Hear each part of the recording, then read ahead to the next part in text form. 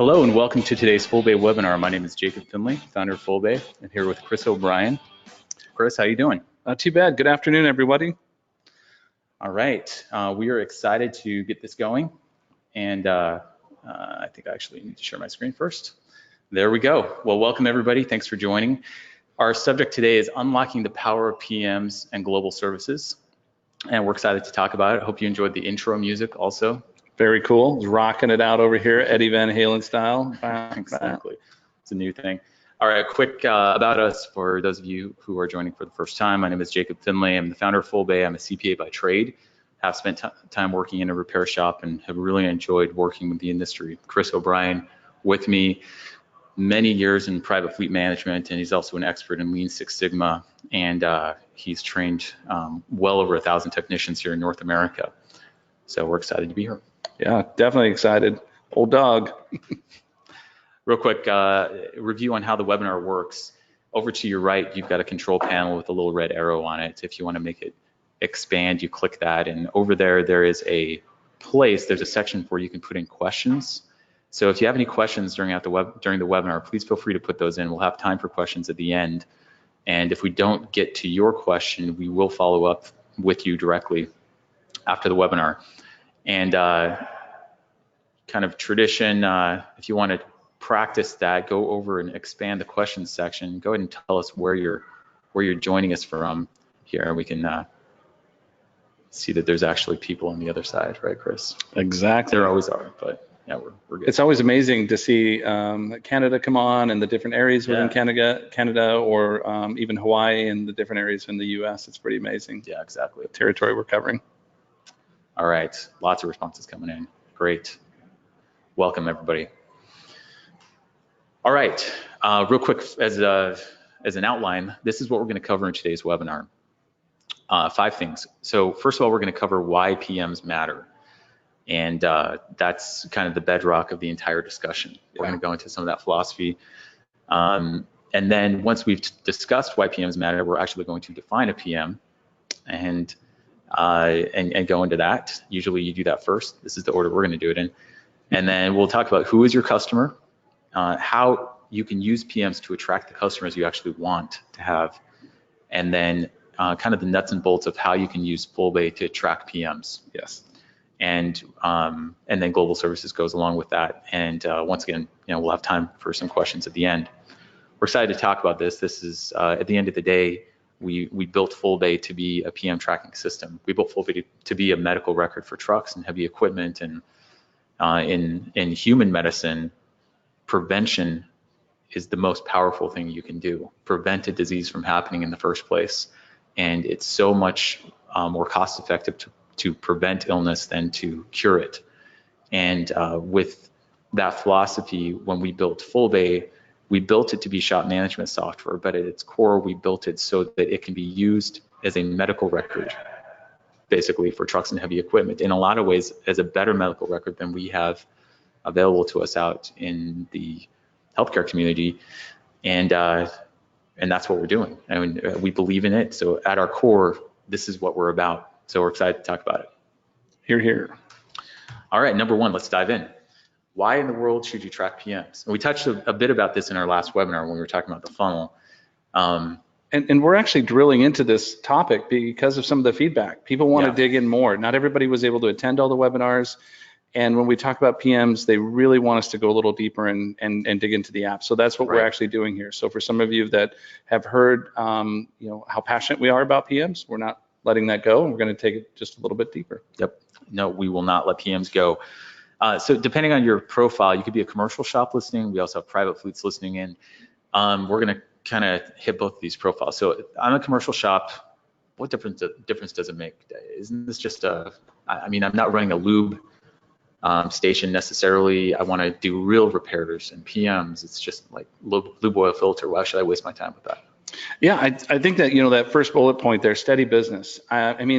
We know there's a need out there. Running private fleets, we were always about preventative. So there's work to be done, and it's better and cheaper for me as a private fleet owner to have it done ahead of time. Yeah. So how that translates to the commercial shop, you could get my steady business as a private fleet carrier. Instead of staffing the shop and just waiting for things to show up or waiting for breakdowns, or if you're fortunate to be by highway and that's a common high traffic area, Yeah. you can actually schedule technicians, have 20 hours worth of work pre-scheduled 2 weeks out, and have that steady work coming in. But I think that also feeds the shop, right? Yeah. In addition to that. Yeah, we talk about the technician squeeze, right? There's a technician shortage now, as many people going into that, and so you want to make the best use of the techs that you have. So the number one problem most shops have is not a lack of business, it's finding good technicians and keeping them productive. But even so you still see dips in the business activity, and if you want to make sure that you're covering your fixed costs, it's good to be able to predict when the dips are going to happen and so forth, or have things that you can do during the dips. That's a great point. Remember the last webinar we talked about tech efficiency and the boost to profitability. Yeah. If your techs are high performing and they're standing around because you're waiting for the next customer to come in, fill the slot with a PM. That's the ideal way to maximize that tech efficiency and keep the shop with, keep the lights on kind of business. Yep, definitely. And also, we talk about better customers, right? It's your decision what kind of customers you want to have, but typically the best customers are the ones that you have a high trust relationship with, and that you really take as much of the work on their trucks as possible, ideally all of it, right? And that goes along with trust. Like the higher trust that you have with your customer, maybe they trust you to go to do a $500,000 repair without getting clearance from them, because they know that you're going to do the right thing by them and the right thing for their truck to keep the truck on the road.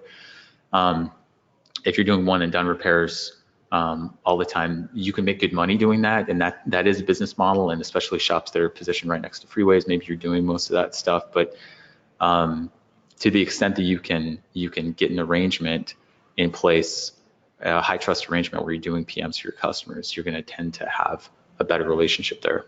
Yeah, absolutely. I think that's the key. It's not that one customer is better than another per se as the relationship goes, as much as it is better for you, the commitment, right? And it's better for you and the alignment. You're more willing to work on a private fleet or a private carrier that is giving you steady work and trusts you, right? You've built this relationship, and they continue to feed the business, right? Yeah, and so what we were talking about a minute ago on, the medical record for trucks, at the end of the day, you're going to be, in any business, if you're listening to the voice of the customer, you're going to be successful as long as you're able to execute and fulfill your promises. So to the extent that you can align your interests with your customers, you're going to be successful. So if I'm a commercial shop, what are my customers' interests? Like, what did you care about when you're running the fleet over there at Shamrock? It was uptime, definitely uptime. One of the things that we even had it down to, I would challenge batteries. We ran a lot of reefer units. Most of the fleet was reefer, 99%. So if a battery went out on a reefer unit, and we could have $20,000 to $40,000 worth of groceries on that truck. So I started doing analysis on, hey, goes and you lose it. And lose it, or risk. You're rallying different trucks. You're deploying resources. Maybe there's $3,000 to $5,000 worth of loss, but for me, it's trying to get ahead of that. If I know and I can predict that every 18 to 20 months, I'm going to have downtime, or I have this repair, let's get ahead of it. Let's put a PM program tied to that particular truck to ensure that doesn't happen. That battery doesn't fail at 18 months on the 19th month when I'm 1,000 miles away and 40 grand worth of product on the truck. So you got to maximize uptime. Yeah, it was all about uptime. In addition, so when you're in a B2B, these customers rely on that delivery schedule. So if the truck is down, even if it's a tire issue or maybe it's a mechanical issue, that's an even bigger problem. You're late on delivery, you could actually lose the business to that account. You might not get a second order. So uptime really drove revenue for the company, and it also avoided expense or loss of the product. And how sensitive were you guys in tracking in cost, like the cost to run the fleet? Was that a big deal? Or? Yeah, it was a big deal, but not necessarily from like the sales side or other components within the business. It was on the fleet side because we needed to understand when to retire the truck, because there was a certain point that sometimes you just got a lemon, right? Like sometimes you just got that truck from the dealership and it just didn't work out. It was in the shop more than it was on the road, and we needed to know that early. And if we were on a track lease, we would park it. it's cheaper to park it than to deal with that and just, lose business over it, or potentially have other types of losses. But super critical to understand the condition of the fleet and understand when to walk away or get a new piece of equipment. So to the extent that you're a commercial shop and you've got like Chris's fleet as a customer, you want to align yourself. So you want to help them maximize unit uptime and lower the cost of their fleet. Like those 2 points are critical. So building your business around PMs is one of the kind of the core revenue sources coming into the top of the funnel that we looked at in our last webinar. You're going to naturally be aligned with them if that's how you're approaching them. So the better you can track their PMs, the steadier the business coming into your shop, right? And the more you can predict your business, and the more you're able to help them maximize unit uptime, prevent downtime, lower the cost of their fleet. And I was talking to, we hosted some executives from the American Trucking Association in our offices a couple weeks ago, and they were talking about the profile of fleets out there. And it's such a fragmented market. The vast majority of commercial fleets that are out there in the US are very small. I can't remember, less than 50, way less than 50 power units. And so you got these small fleets. They're required, we'll talk about this with the private fleets, but they're required, they've got to have FMCSA compliance, they've got regulatory burdens, and also, let alone trying to profitably run their small fleet. You can take over that painful process for them of tracking the PMs and provide a lot of value there. Yeah, absolutely. We saw that we would use small carriers to do local deliveries. And it's amazing that there's usually not a structure in place, or if they're trying to do it, it's on a spreadsheet and they're just kind of in over their head. They don't understand all of the laws. Sure, they're over 26 GVW. They've got their commercial driver's license, et cetera. But when it starts to come to the maintenance side, tracking all the maintenance records, having their files nice and neat, it really starts to fall off quick. We even struggled with that. Kind of becomes the last thing you think of, right? Right, or you're doing the best that you can and it's almost not good enough, right? So if you've been through a DOT audit, you could totally relate to that. And I would assert that a lot of these small carriers they have a problem, right? Whether they recognize it and they're devoting resources to it, or they're trying to find tools for it, or they're asking the shop for help and saying, shop, you go manage it for me. I just need the fleet compliant. Yeah. And kind of tying into what we're talking about, that is the good customer, the type of customer you're looking for. Somebody who truly is looking for some help. They have other problems than just repairs. They also need to track compliance, regulatory compliance, and they need shops to help them. Absolutely. So on the private fleet side, tracking PMs, so if you're running a private fleet, if you're using Spool Bay, if you're running a private fleet, why do I want to track PMs? Well, tracking the PMs is a bargain, just like we talked about with medicine. It's much cheaper to prevent a disease than to cure it. It's a bargain versus the cost of unscheduled repair and downtime, right? Yeah, anybody who's out there, if I imagine some of the people that are on the call, they've taken over a fleet from somebody else who hasn't been running a preventative maintenance program. The truck comes in and it's borderline unsafe to be on the road, or they're asking you for a bid to start doing oil changes, and you do a quick inspection of the fleet, and every single truck needs about $5,000 worth of service done to it, just to get it up to spec. You got dry fifth wheel plates, you've got worn pins. There's just all kinds of stuff that starts cascading from lack of maintenance. And I think that that's what you're ultimately trying to prevent, right? That there's a safety aspect to it and there's a regulatory compliance aspect, but this equipment's run hard and it's being loaded up, 80,000, depending on the size of the equipment, it's being ran fairly hard. And it's not like our cars where you can just skip an oil change and everything's going to be fine, or not do the inspection, right? Yeah, commercial equipment tends to rip itself apart day to day just through normal operation. Absolutely. And with the new regulation, there's so much new equipment that's out there. I mean, you've got DPF that was introduced, back in 2010, and you've got all these different emissions things that are coming into play that, if you've got a Detroit 60 and a 99 Freightliner, that thing's probably still running, right? And you wish you had that truck. That truck's not out there anymore. I mean, some people are still restoring those, but even everything needs some sort of maintenance interval. Pay me now or catastrophically pay me later. Yeah.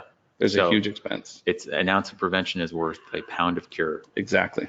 So, and then you mentioned DOT audits. So FMCSA compliance is a big one. Every fleet is required to have evidence of a PM program in place. It's a regulatory requirement, and you need to have evidence you're actually following it, in addition to keeping, I think 13 months of records on everything being done. So you got to check that regulatory box also. That was tough too. I will say, I mean, we were fortunate. We had somebody we had multiple people that were dedicated to it in the safety department.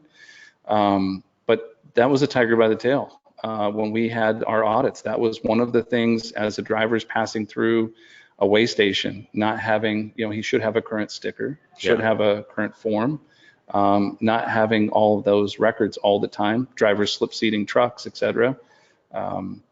Those are tough things to track those records. I really, that's one of the things I love about Spool Bay is, I mean, granted, I'm pro Spool Bay because I work here, but separate from that, if you have a system that if you're out on the road, you're passing through a weigh scale and you need to prove that you actually had the DOT inspection complete or a state inspection, you literally can get access to it right on your phone. Your transportation guy, whoever it is, or just yourself, if you're an independent, can literally with the shop's portal just gain access and say, this is where my PM was done. Yeah. Here's my receipt. Here's my checklist to show that it was compliant. It's awesome. Yeah, totally. The other thing is, I've talked to a lot of fleets and they, without fail, there's software out there available if you're just looking for DOT compliance. But they're typically not using anything. They're in spreadsheet land, Correct. Keeping track of their PMs. And we're talking like fleets with hundreds of units, hundreds of power units still using spreadsheets to track PMs. And it ain't easy. And it's normal. I guarantee you interview a lot of folks and they're still doing it today. So those of you who are running commercial shops, I mean, all this pain that we're talking about in running a private fleet, this is where you can step in and provide value. One of the things we talked about a webinar or two ago was about getting the importance of leveraging parts expertise at the parts houses, right?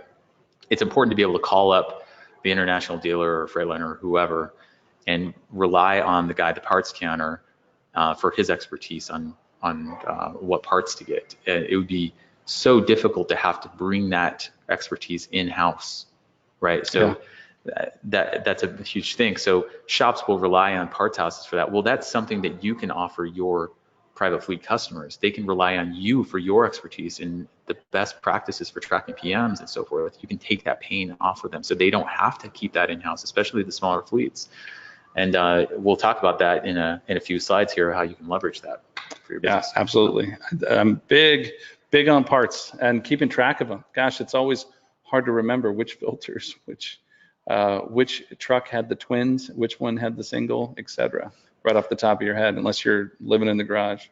For sure. And before we beat this slide to death too much, one more. You talked about when to sideline a unit, right? Oh yeah. Sunk cost fallacy. Let's talk about that.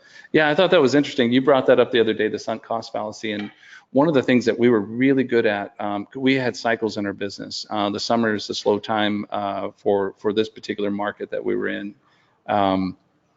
And what we would do is we would basically go out and we would park certain types of equipment in the summer because it inherently would have a higher maintenance cost or it would have too many miles. So we would rotate out different pieces of equipment, et cetera. But at the same time, if with the sunk cost fallacy, if you've got a bunch of money that you just dumped into a vehicle, maybe you just put a new transmission in, or maybe you just put some absorbent amount of money, you think you have to keep that thing. You think you have, like there's some sort of, you've got to maximize all that money you put in that truck and just keep on keeping it running, right? Yeah. And so I think it's kind of interesting where if you really look at what it costs you to run, and even if you dumped a bunch of money in, there's a point of no return. And sometimes it's just okay to park it and walk away. Yeah. It's cheaper to park it and walk away. It's the classic, I've dumped so much money into this vehicle, I have to dump even more money in, right? Right. Sunk cost fallacy. Sunk costs should be irrelevant in decision making. A sunk cost being something that's in the past. You can't undo it. It's done. It should have no impact on what decisions you make going forward. Yep. I rebuilt the drivetrain. I'll just do the motor now and it'll last forever. Right. There's this point that every single thing starts unraveling. So now granted, there's some vehicles that you can get away with that. I'm not proposing that everything just gets sunsetted, right? I got a 1970 Blazer. I love it. But at the same time, when it comes to equipment that's producing revenue for an end customer. Is that the Blazer you showed me a picture of? That is the Blazer. That is the Blazer. That is the Blazer. Needs a little bit of work, right? It needs, hey, come on now, 70. Needs a little bit of work, but it's a CST. Got it. But yeah, sunk cost fallacy, unless it's a collector's item. Unless it's my you blazer. may want to sideline that. You may want to sideline. You got to have the data. All right, beat that one to death. Next slide is our first polling question. So, do you track PMs for your customers? And again, if you're an internal fleet, your customer would be, dispatch and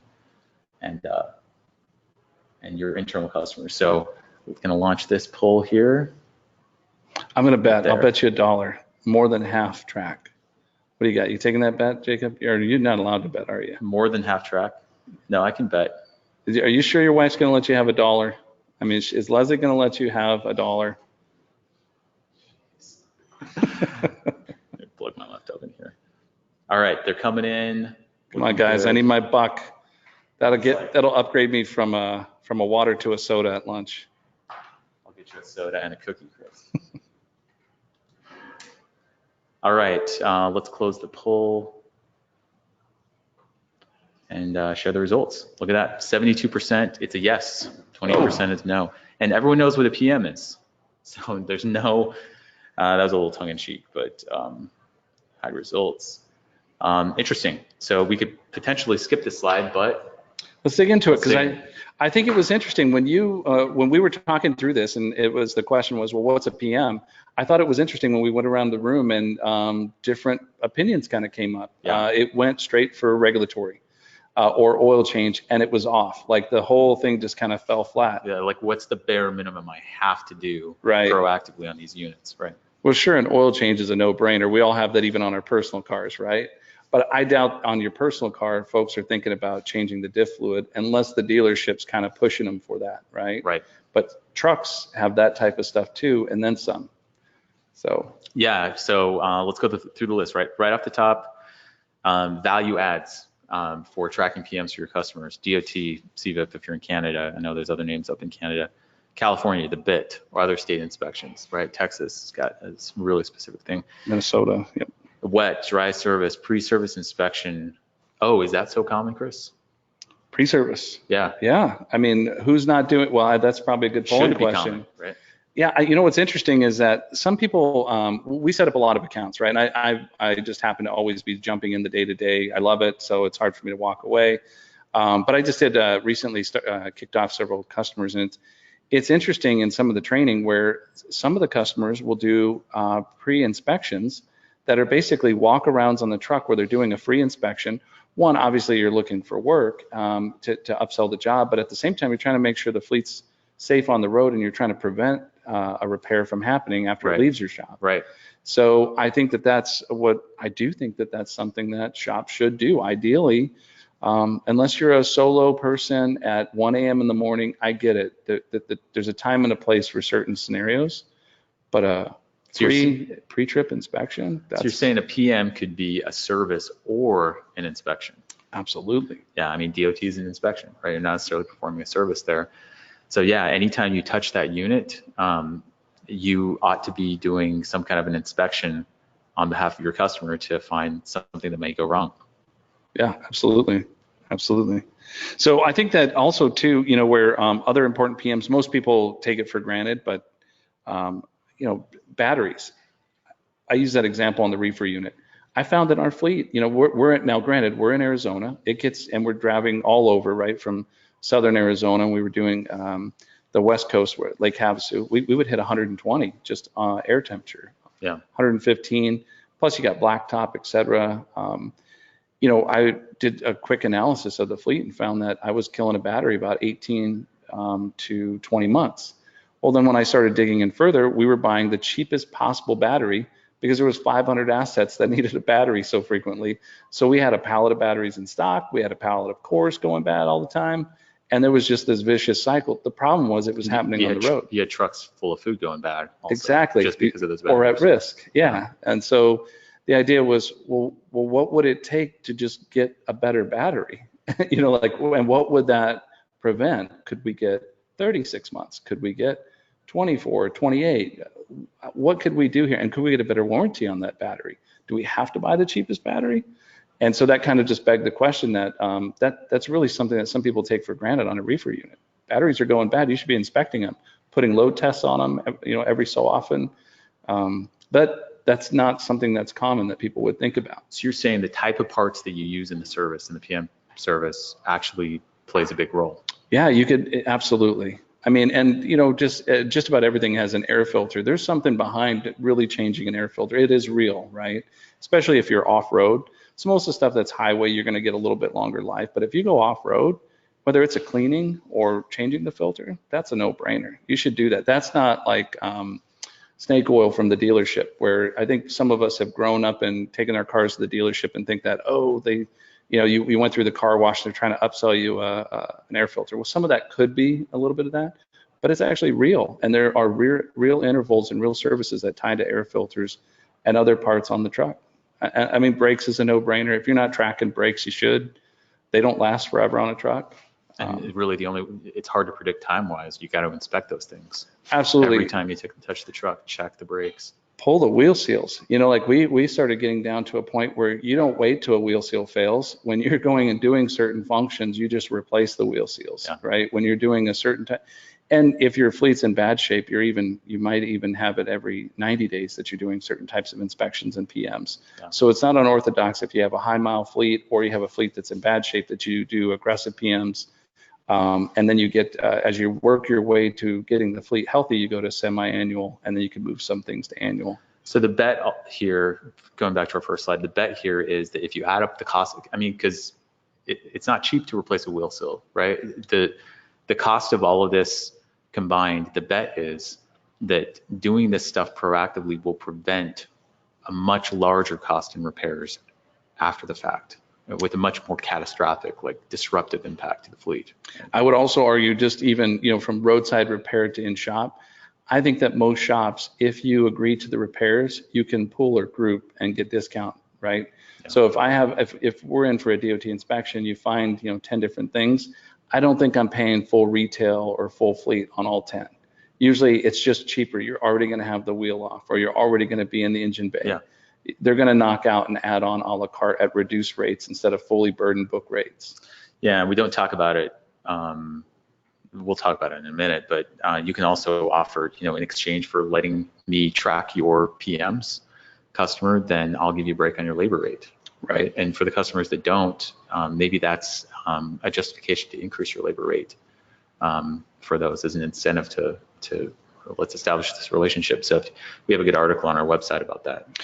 What's interesting too is the customer as a private fleet. I bet you interview the average transportation guy at a fleet running, you know, 500 trucks or a couple hundred trucks or less.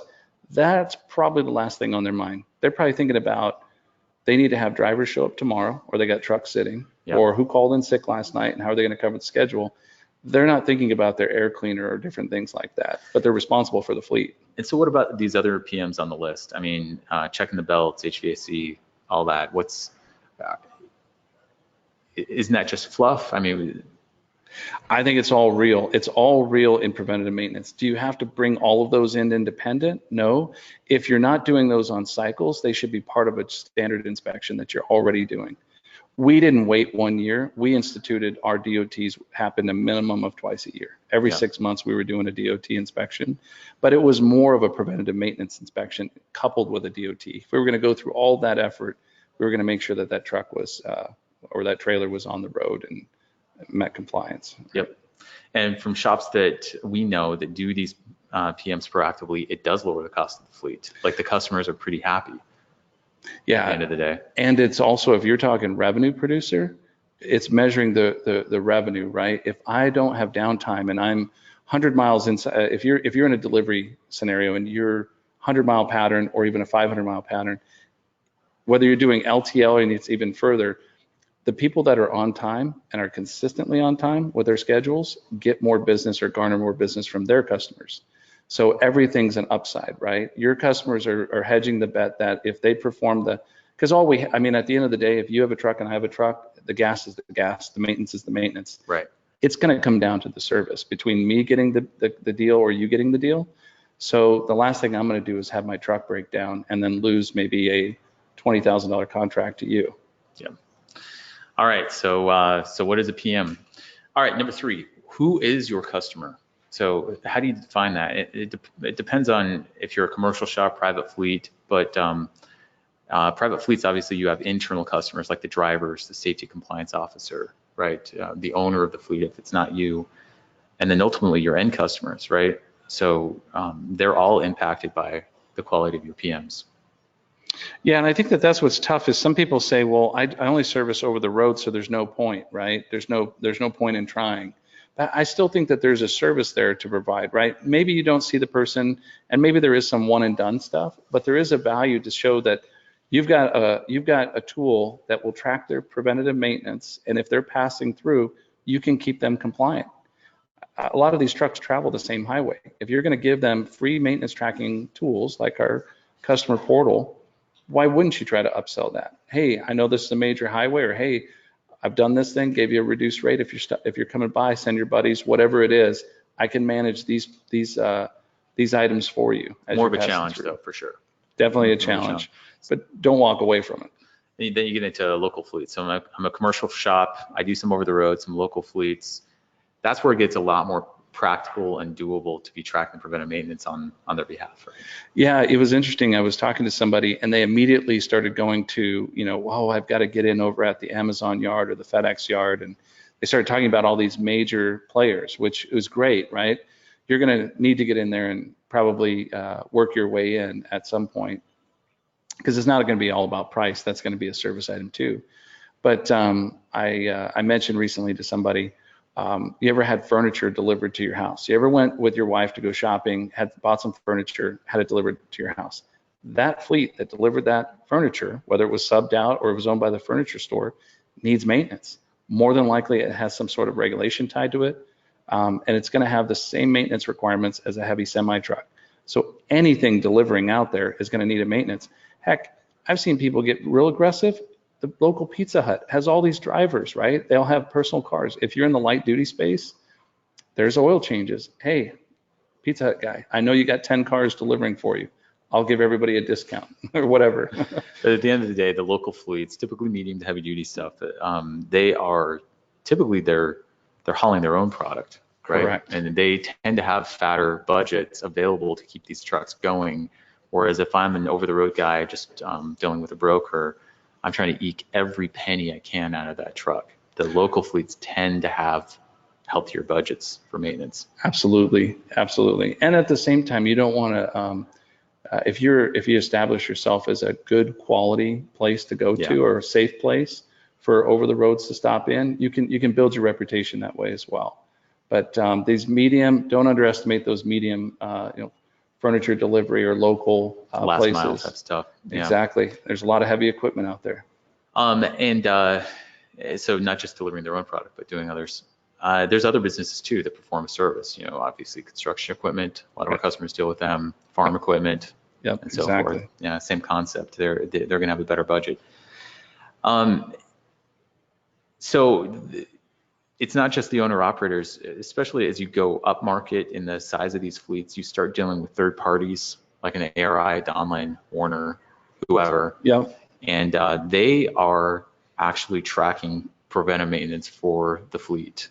But as many of you may know, they don't necessarily do a great job at it necessarily.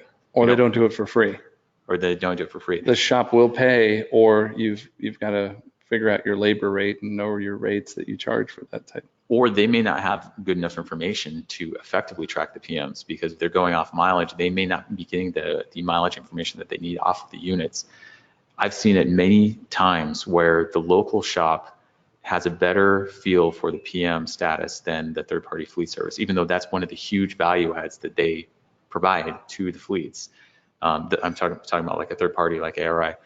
And so as a shop, you're in a unique position to actually do a much better job at tracking the PMs than the third party. Yeah, I would agree. With the tools that are in Spool Bay, it's pretty hard to deny the 360 view that you're giving the customer and allowing them to see along with your entire shop. Yeah, exactly. So depending on you can kind of get a feel depending on who your customer is. Who do you want to target? Who's the ideal customer for you? Ultimately, it's your decision who you want to target. Is it the over the roads? Is it the local fleets hauling their own product? Businesses performing some service, they have better budgets, whatever you like, but it's important to identify who your customers are and then who the ideal customers are that you want to go after. All right, so next polling question. What percentage of your business is coming from repeat customers? Let's launch this thing. Yeah, that'll tell us who the customer is, right? So is it less than 20%, closer to 50, 50 to 80, or over 80%? I'll throw another dollar on B. I think it's going to be C. You think it's going to be C? Oh, actually, it's looking, most of the results are in. Let's close this and share it. All right, here we go. It looks like 66% of you, more than 80% of your customers, or of your business, is from repeat customers. I give the dollar back. That's well over half. That's good. I mean, from what we've seen, the shops that that believe in long-term relationships are not just about one and done. You're going to stay in business longer. If you're on this call, you're either working on it or have this program in place. Right. Yeah. Yep. You're either trying to figure out how to do this or not, and this is one of the steps to getting and maintaining that repeat business. Yeah, for sure. All right. So next one. How can you use PMs to attract good customers? So we're gonna go through both scenarios again. So we'll talk about commercial shops and then internal fleets. And I think the internal fleet discussion will be beneficial to the commercial shops too. So tactically speaking, how do you take these PMs and actually translate this into attracting the customers that you want? Yeah, I think, obviously you've got to get a contact going. You got to put together some sort of estimate, right? You've got to get the transactional data. But one of the things that's interesting in with Spool Bay, if you're currently using Spool Bay, all you need to do is get that conversation going, get the data from them, get the fleet, and show them the customer portal. It's not just about me tracking giving you a quote to do an oil change or giving you quotes and promising I'm going to do all these things. You can actually upload that or put that into Spool Bay and share with them the full 360 view inside the portal. So get their unit list. Input it into Spool Bay, spin up their customer portal, and just show it to them and say, do you want this? Yeah, this is how I'm going to track it. I'm not going to talk about tracking it. I'm not going to have a spreadsheet and 2 other people in the back office trying to do a good job of it. This is exactly how I'm going to track it. And this is how definitively I know when your PMs are due. And not only that, I'm going to give you access to this for free through the customer portal.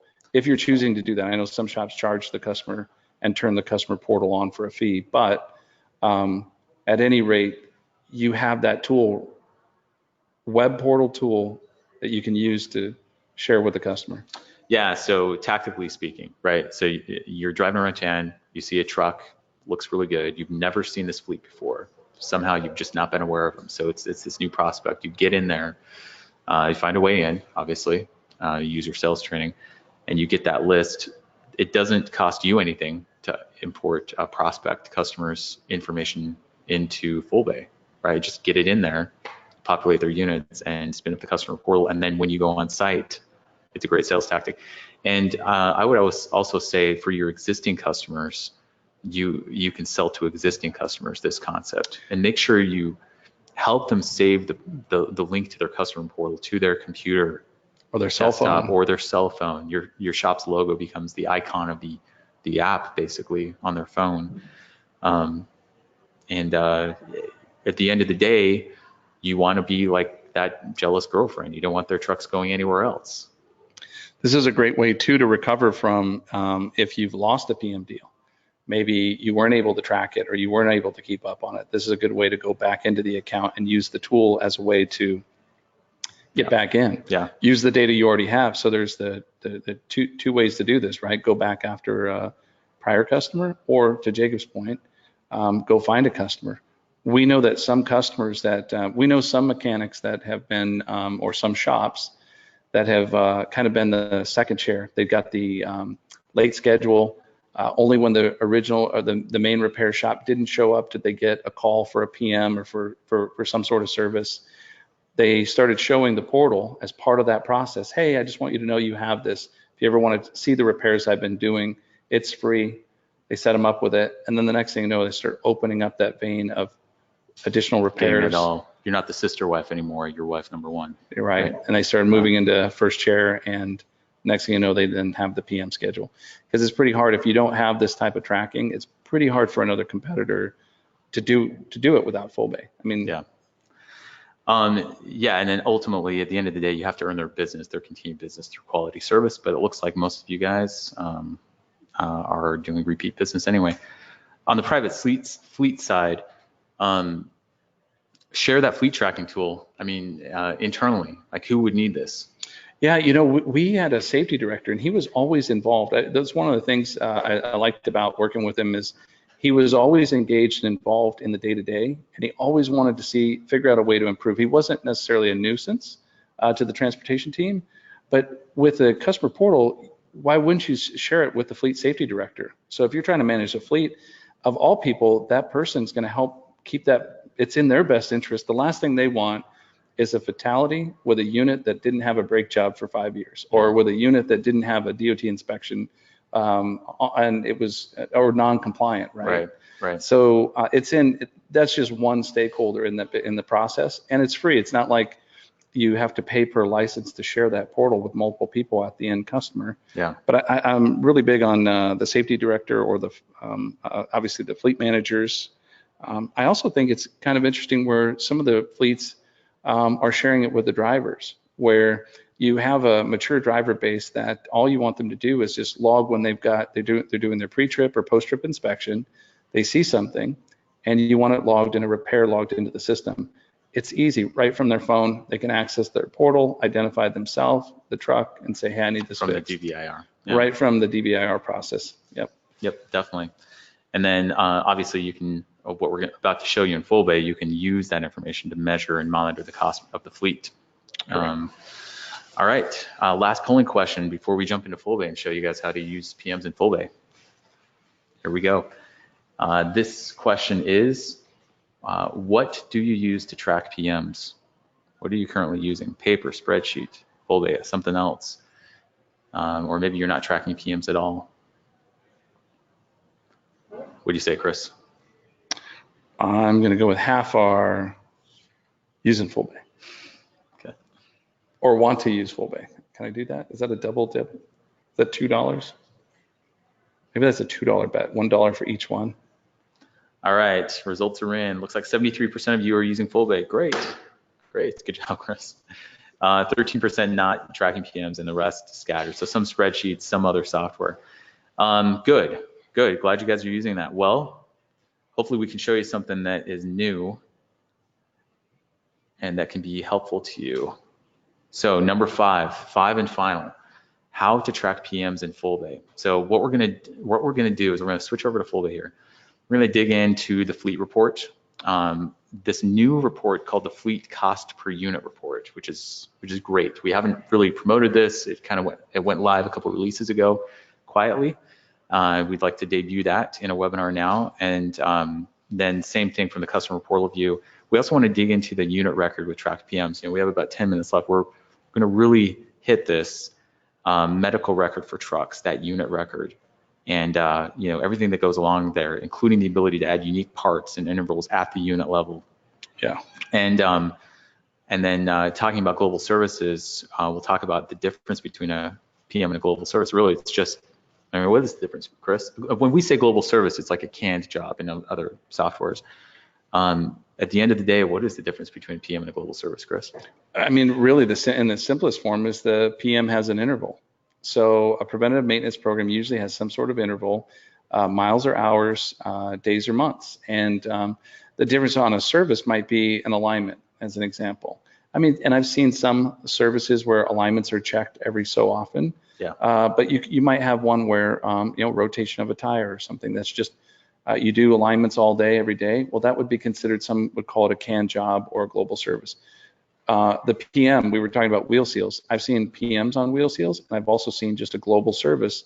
It's a non-interval service that anybody coming through, it's a canned job. They've got the preset labor hours on it, rate per hour, et cetera, and it's done.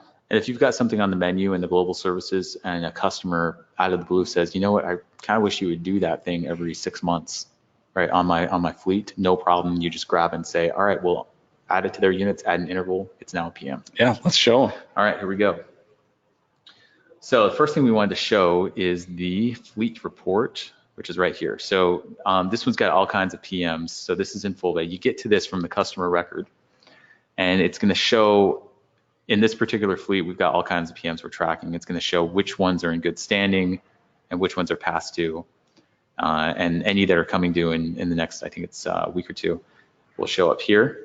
And then down here, you've got a breakdown unit by unit. So this can be really helpful because it serves a few different purposes. It gives you that status on the PMs. You want everything to be green, but it also gives you the ability to quickly go do a yard check, input the mileage, right? Send a tech out when the trucks are at the customer's yard, put the mileage in. That might kick out the next PM. You never know.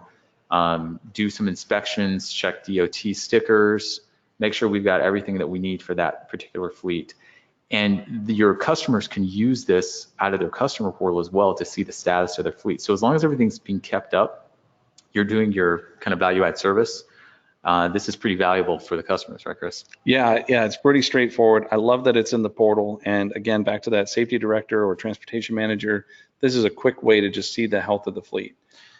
And this is more of a snapshot in time. If you want to see what's happened over a period of time, we've got this report. It's called the Fleet Cost Per Unit Report. And you can run this. I ran this thing for 2018 for a particular fleet. And this is going to show for that entire fleet, what's the total cost to the customer. So for you as a shop, this would be your revenue, right? What's my total labor revenue, parts, sublet, and so forth, and then total all in. So we can see from this customer, we our revenue for that customer is $650,000, right? So their cost for the fleet, assuming you're doing everything, would be the $650,000. But then it also takes into account the total mileage for the period, engine hours for the period, and then what's the cost per mile, cost per engine hour in there. And once again, if you're taking over everything, this can be very, very useful to the customer in determining their costs, especially for the smaller fleets where they just don't have software for this. Yeah, and I also like that you can just download this report. So if you're just trying to put it into Excel, you can download it, slice it, dice it, different ways. Yeah, everything's in there. We're super transparent. You can download the details. It'll email it to you.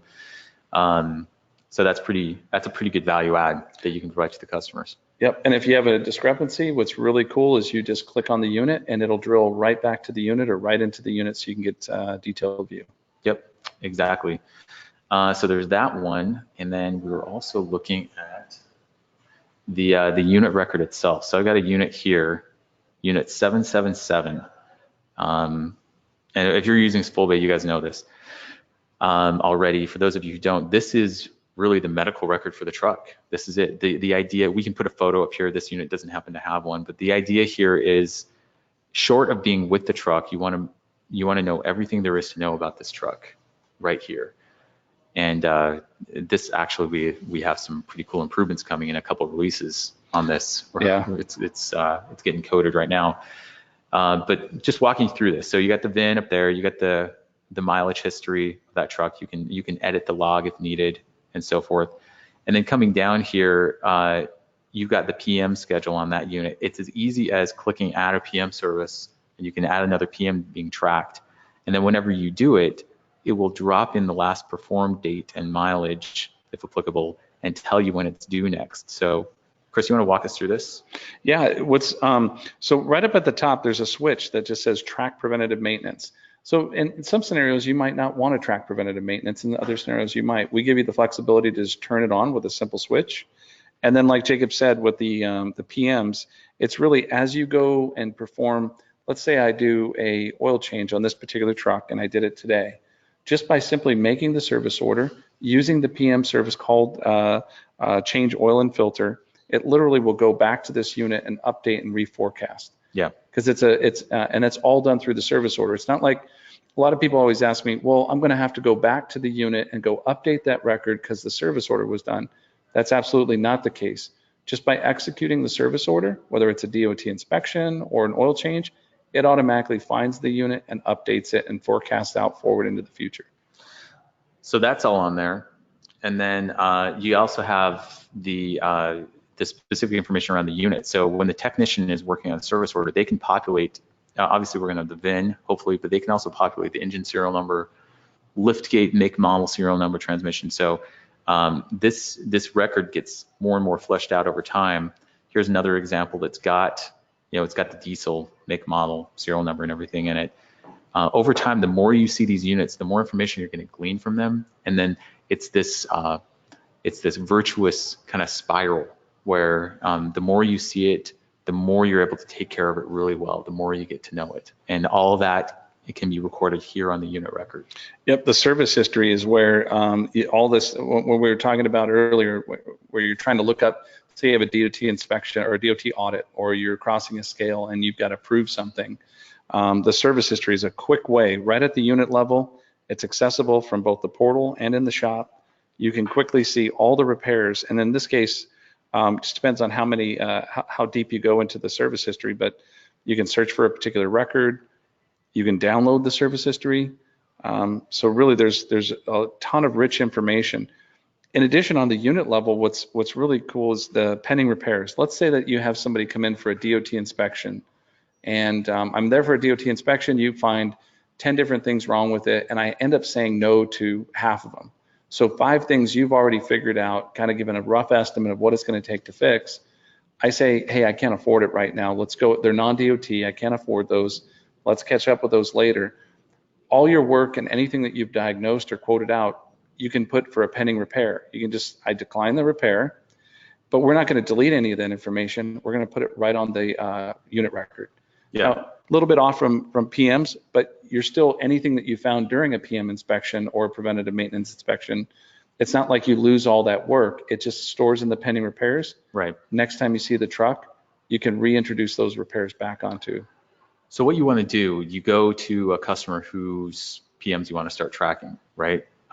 If they're already in the system, all you need to do is go in and populate the PM schedule for each of the units. Once you do that, you can go run the fleet report, and it will show the current status of all their PMs. You may want to go to their yard and get the last performed, or get the when is the DOT sticker expiring, for example, and get other information from them. But build that list for them, and turn PM tracking on each of the units, and just go from there. So make an agreement with them, like, look, by this date, we want to get all the PMs up to date. Put in the last perform date is going to automatically calculate the next due time. And when those PMs come due, all you got to do is go to the service page. We talked about this last time, to the PMs tab, and you're going to go run that customer's PMs. And when those things run, it's going to show all the PMs for all their units. The ones that are due, you can clearly see, and then you just check the box next to the PMs that you want to do, and then go down to the bottom and click Create Service Orders. And they'll show up on your service page. You assign into the tech. It goes onto the normal rails of any other service order if you're in business. And it takes a bit to get used to, right? And we're constantly working on streamlining, eliminating clicks and so forth, but it works. Yeah, and another point too, on the unit level, you probably have different types of equipment. Maybe you have, some might have a tow truck, some might have heavy equipment with a boom or a crane. You might have fire engine or fire equipment. Yeah. So there's different types of equipment. All this is customizable. Where we have the components and systems on this piece of equipment, this thing has a chassis, engine, liftgate, transmission. You could customize it. Maybe it doesn't have a liftgate. You don't have to have that on there. Maybe there's a PM that you want to track on a specific component, a PTO, or possibly like the wheel seal, etc. Inside the components and the systems, you can customize those to fit your needs, track them by hours or miles, or days or months, and then set up your PM maintenance interval based on that. Cool. Well, Chris, we're running out of time. We promised we'd take some time to answer some questions, and so let's do that.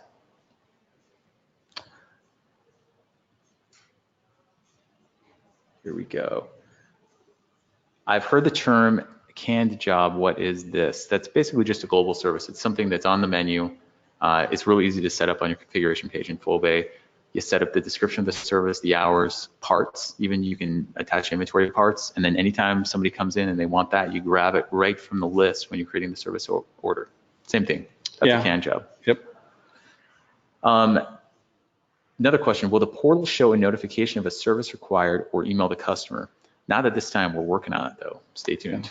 Yep, that's definitely coming. Now there is automation though. If you want, there's this question on a piece of equipment and on your configuration page, where if you're managing on the private fleet side, or if you're just managing fleets and you want PMs to automatically generate, we can generate them overnight, and we would run a script on your behalf. It's a different way of doing notification. If you want to learn more about that, just reach out to us, whether it's support or solutions@spoolbay.com.